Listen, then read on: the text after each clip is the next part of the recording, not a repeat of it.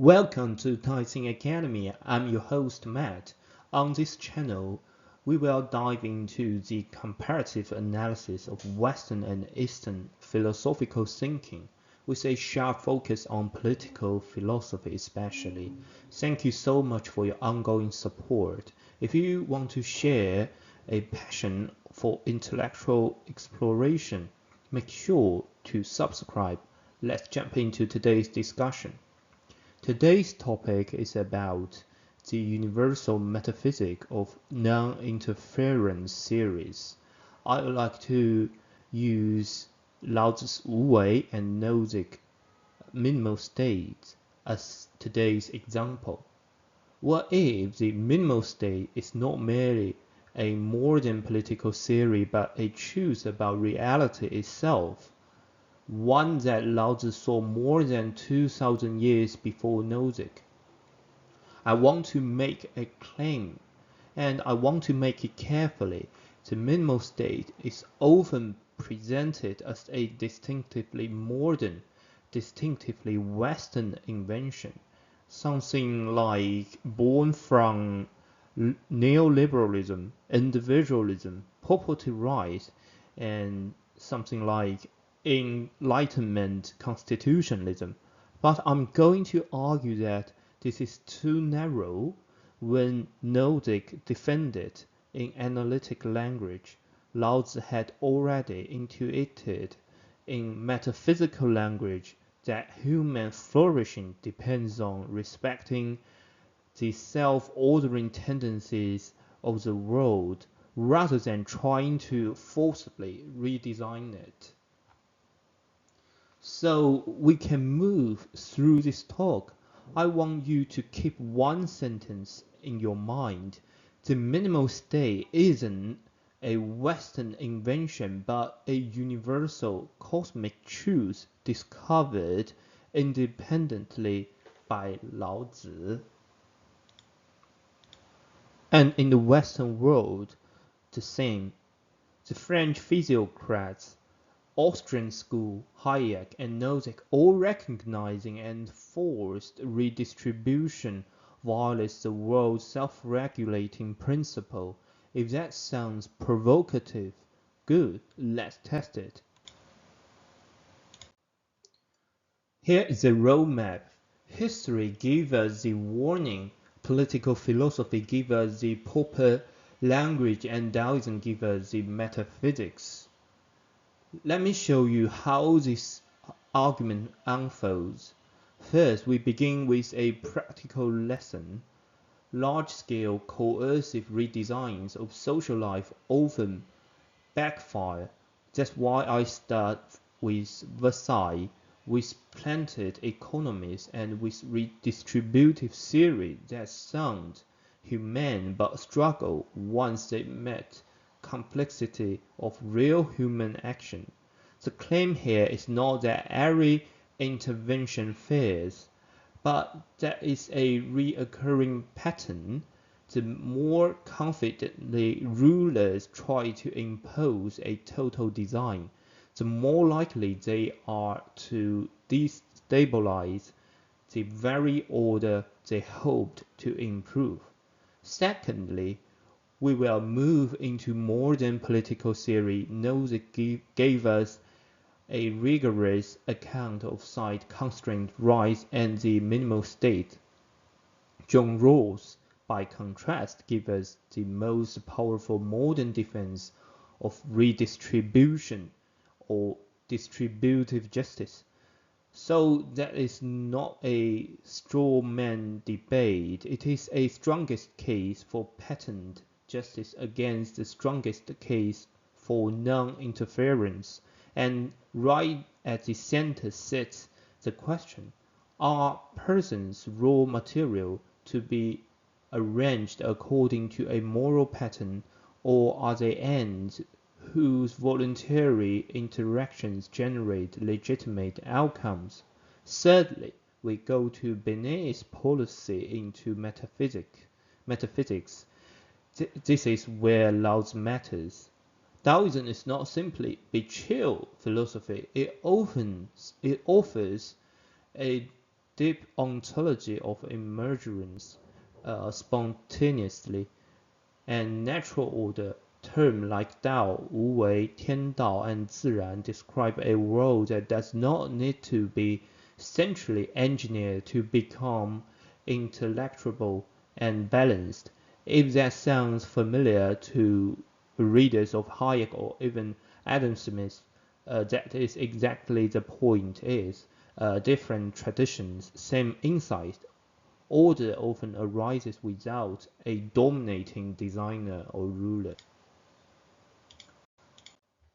After the First World War, the Allied power did not simply end the conflict. They tried to redesign the political and economic feature of Europe through punitive control.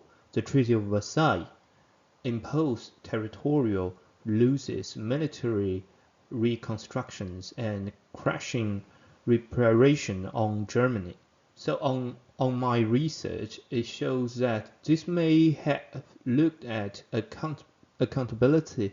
In practice, it became a lesson in how coercive settlement can generate the very instability it claims to prevent. Think about the logic here. The treaty did not allow a sustainable order to re-emerge or organically or naturally, if you want to say. It attempted to force a moral and geopolitical pattern onto a already fragile society. The result was humiliation, resentment, economic distortion, and political radicalization.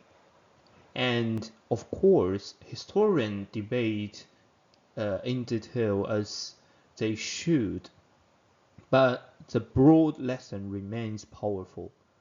The attempt to engineer a just outcome through domination contributed to conditions that helped to make the Second World War possible. Why does this matter for our topic? Because Versailles is not just a historical case, it is a very common pattern when elites assume they can impose equilibrium from above. They often ignore the complexity of light social system. The natural order.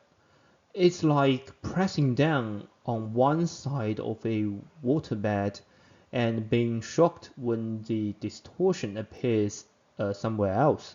Coercion does not eliminate complexity, it displaces it.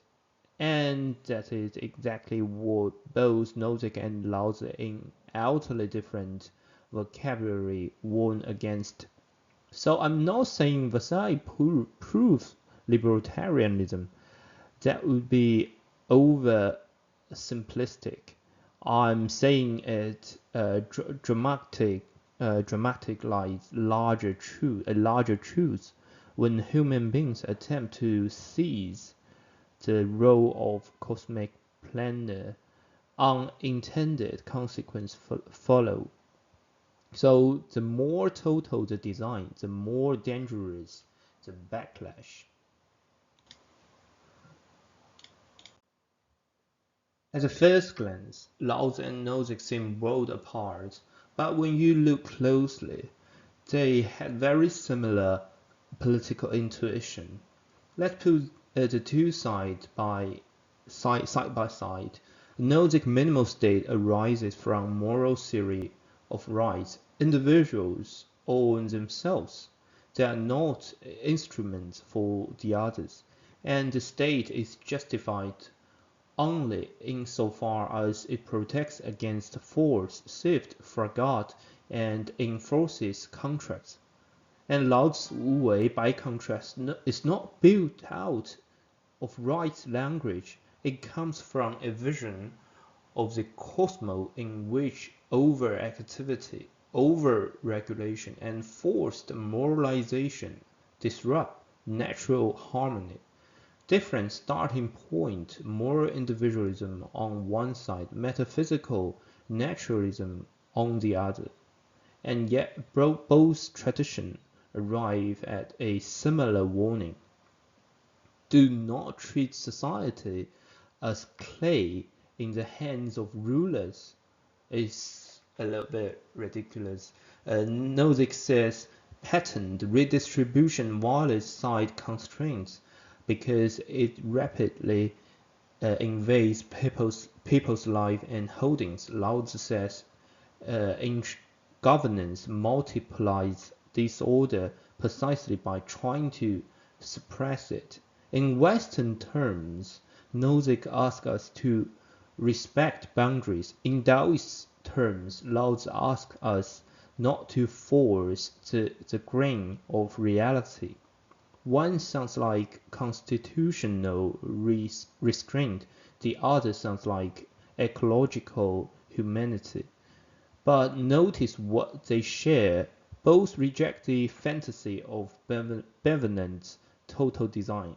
This is why Wu Wei is often misunderstood by Western people. It does not mean laziness, obviously, or doing absolutely nothing. Is a better way to explain it for Western audience is non-forcing or effortless alignment. Think of a great jazz ensemble. Nobody is centrally that everyone knows, yet there is order. Or think of a skilled gardener. The gardener does not command the plant to grow. The gardener creates conditions or environment under which growth can happen. That's nature. You could think like that. This is much closer to Wu Wei than more inactivity. Likewise, the minimal state does not mean no social life, no norms, no institutions, no compassion. It means that the coercive apparatus of the state should be exceeds the narrow order compatible with individual inviolability. So both Laozi and Nozick are asking a deeper question. What does intervention cease to help and begin to violate the very processes that make order possible? That's the bridge I want us to keep in view. The languages differ, the metaphysical mood differs, but both point toward no interference as a serious, principled response to the limits of human design. The idea that society has a discoverable natural order is not foreign to the West at all. It is one of the oldest political intuitions. Long before Nozick, and even long before modern libertarian debates, Western thinkers were already wrestling with the question of whether social order should be discovered rather than manufactured. For example, natural law traditions, classical liberalism, and constitutional restraint all share some visions of this intuition. There are limits built into reality, and good politics begins by respecting them rather than pretending to replace them. The French physiocrats are especially important here. They argue that economic life follows a natural order, that excessive regulation frustrates rather than improves production and exchange. Their slogan, "Faire," is often trivialized today, but behind it was a serious claim. Social coordination is not wholly created by government command. It arises through processes the ruler can damage more easily than he can design. That idea later depends in Hayek's account of spontaneous order, where dispersed knowledge coordinates through pride without any central planner processing the whole picture. So when we compare Laozi with Nozick, we are not forcing a bizarre cross-cultural analogy. We are uncovering a human insight, whether you call it natural law, spontaneous order, or the Tao. The core thought is strikingly similar. Reality has its own grammar. Political wisdom lies less in imposing a blueprint than in learning where interference becomes violence against the order we depend on. For Nozick, the central political fact is simple and radical. Individuals have rights, and they are things no person or state may do to them. So Nozick's starting point is not utility, equality, or collective welfare. It is inviolability. Persons are ends in themselves, not resources to be allocated according to a social pattern. From that foundation comes his famous claim that minimal state limited to protection against force, theft, and to the enforcement of contract. It is morally justified, while a more extensive state will necessarily violate rights. That is where his entitlement theory matters. A holding is just if it arises from just acquisition, just transfer, or ratification of past injustice. Notice what follows from that. Justice is historical, not patent.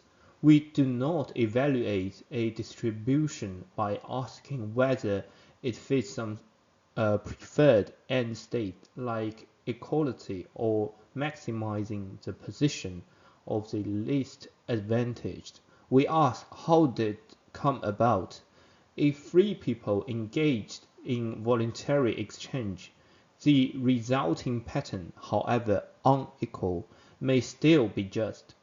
That is why Nozick is so resistant to redistribution. A redistributive state does not merely move resources around, it claims ongoing authority over the lives and labor of persons.